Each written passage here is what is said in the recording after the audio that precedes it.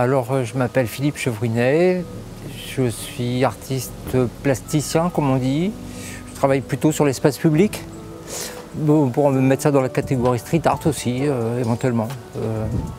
Voilà. Et plus particulièrement, je pratique depuis une vingtaine d'années ce qu'on appelle le reverse graffiti, technique qui consiste à, plutôt que d'ajouter, comme on le fait avec la peinture, ça consiste à enlever. Pour ça, il faut qu'il y ait déjà quelque chose sur les murs, en fait.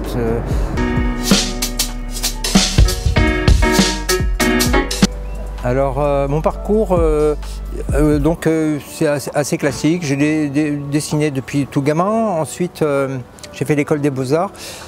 Mais même avant l'école des Beaux-Arts, vers la fin du collège, je commençais à dessiner sur les murs. Dans le collège où j'étais, je commençais à dessiner pas mal sur les murs. On m'avait repéré comme un potentiel peintre dans le collège. Donc j'ai commencé à faire pas mal de trucs dans mon collège, puis après ça au lycée aussi. L'école des Beaux-Arts, ça m'a permis de m'ouvrir à plein de choses, notamment par l'histoire de l'art. Et puis j'ai fait toutes sortes d'expériences, mais après on dit chasse naturelle, il revient en galop. Je suis revenu assez rapidement après les Beaux-Arts. Il a fallu un petit temps, mais je suis revenu sur une pratique murale.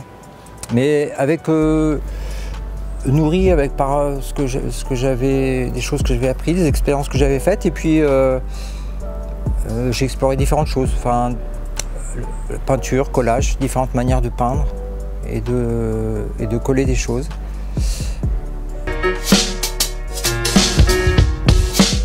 Il y a des artistes comme Ernest Pignon-Ernest qui dans le street art est considéré un peu comme le grand-père du street art parce qu'il a été un des premiers à faire des collages en France. Mais ce qui est intéressant chez lui, c'est qu'il est à la fois reconnu dans le domaine du street art, mais aussi dans le domaine de l'art moderne et contemporain. En fait, il est un peu inclassable. Enfin, moi, je m'intéresse. Les gens qui m'intéressent le plus sont souvent un peu inclassables. J'aime bien l'idée qu'il puisse y avoir toutes sortes de dimensions dans la création artistique. Que ça ne soit pas refermé à un propos bien circonscrit, mais que ça puisse déborder sur la vie et que ça s'intègre à la vie d'une façon générale. Voilà. En fait, pour moi, parmi les choses qui m'inspirent aussi, c'est le rapport à l'art de certaines sociétés traditionnelles où on ne parlait pas d'art. La notion de création artistique, la notion d'art, c'est une invention assez moderne en fait. Et dans les sociétés traditionnelles, on n'a pas besoin d'en parler, c'est tellement intégré dans la vie, dans plein de choses, dans le quotidien, dans les façons de se vêtir, la façon de ritualiser certaines choses de la vie.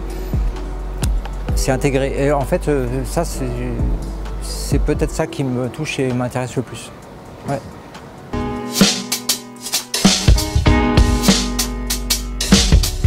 Le tout dernier, où j'ai travaillé avec une école maternelle, c'était une commande toute a priori modeste, c'était décorer une école maternelle.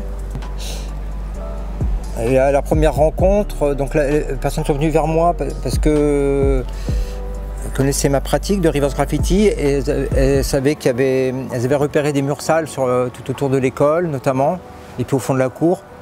Et puis voilà, ça a fait tilt. Et puis donc j'aurais posé la question, mais j'imagine que peut-être vous voulez faire ça avec les enfants, impliquer les enfants. Bah oui, bien sûr. J'avais jamais fait ça avec des tout petits. Et donc j'ai dû essayer de concevoir un processus de création qui soit vraiment adapté à des petits et qui s'y retrouvent eux-mêmes dans leurs dessins, ne pas juste les utiliser. Voilà. Donc j'ai dessiné avec tous les enfants, 120 enfants, par petits groupes, des groupes de 8. J'avais 16 groupes de 8. Et on a produit entre 120 et 130 pochoirs. Et ce pochoir, ils ont dessiné très librement. Je ne les ai pas embêtés du tout. Il fallait que ça soit jouable techniquement, c'est tout. Et on s'est retrouvé avec un répertoire tel qu'après on pouvait raconter plein de choses et ça ouvrait plein de possibilités.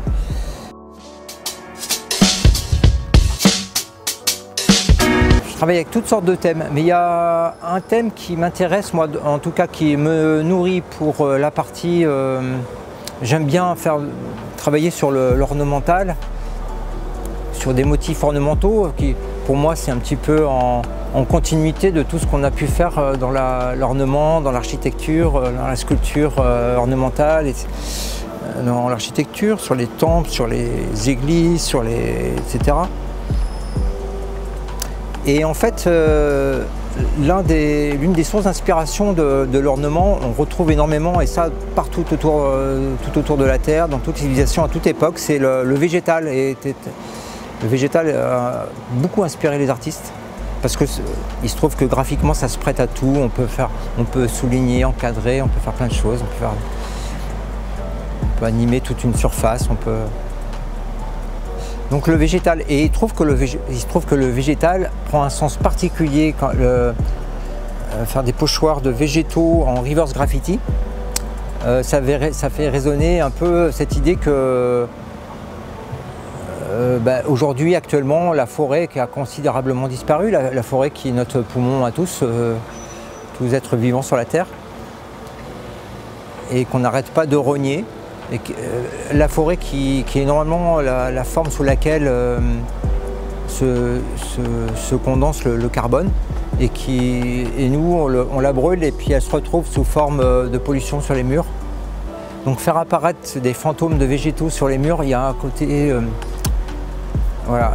Je ne sais pas si ça parle à tout le monde, mais en tout cas moi ça me fait un truc.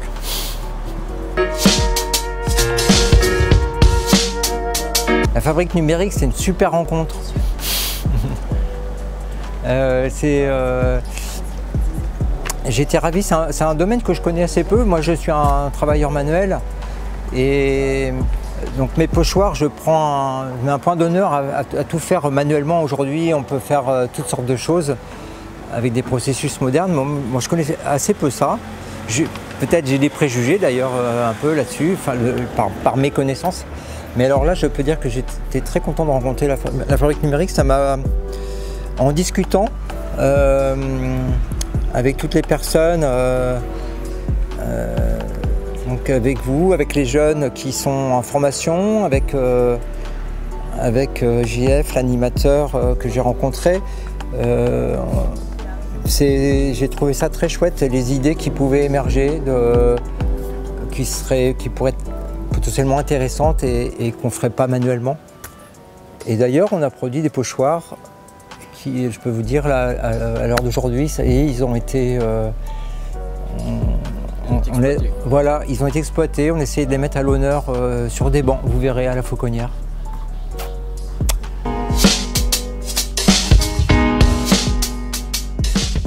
Alors un petit mot. Jusqu'ici, j'ai été super content de travailler à Gonesse. Ça a été même crescendo.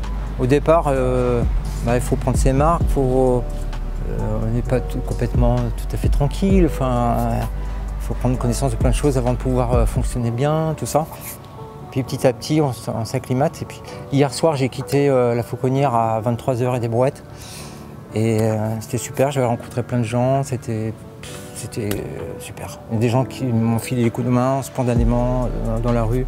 J'étais avec mes pochoirs et c'était super.